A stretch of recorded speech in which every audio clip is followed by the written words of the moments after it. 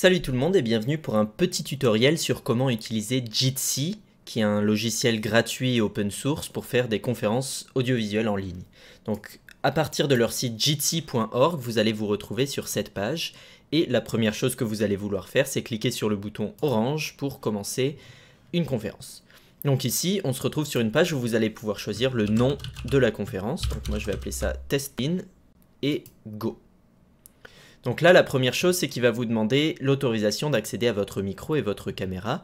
Donc vous pouvez accepter pour les deux et ensuite vous allez vous retrouver sur cette interface.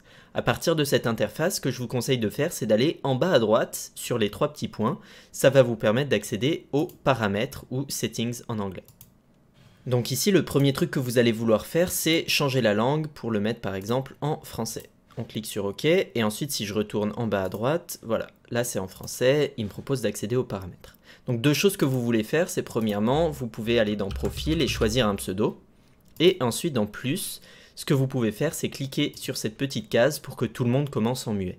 Ce que ça fait, c'est que à partir du moment où la case est cochée, quand quelqu'un rejoint la conversation, son micro sera par défaut désactivé, ce qui évite que si 15 personnes rejoignent en même temps, ça devienne le bazar.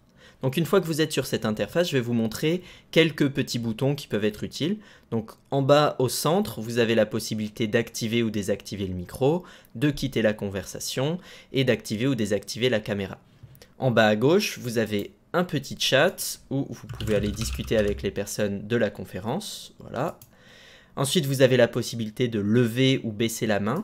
Ça s'affiche ici en haut à droite. Vous avez une petite icône qui montre que vous aimeriez prendre la parole. Comme ça, la personne qui est en train de parler peut voir ça et se dire, bah voilà, je vais laisser la parole à la personne qui a levé la main. Et enfin, la dernière option qui est super intéressante, c'est de pouvoir partager son écran. En cliquant là-dessus, ça vous permettra donc de montrer aux autres ce que vous êtes en train de faire sur votre ordi. Voilà pour les bases. Évidemment, il y a un point super important à savoir encore, c'est si vous voulez que des personnes puissent rejoindre la conversation, vous pouvez leur envoyer le lien qui s'affiche en haut dans la barre d'adresse, ou si vous allez en bas à droite, il y a un petit bouton qui vous montre quel est le lien à copier et à partager aux gens. À partir de là, vous pouvez vous amuser, discuter avec les gens sans problème, à partir d'un simple lien.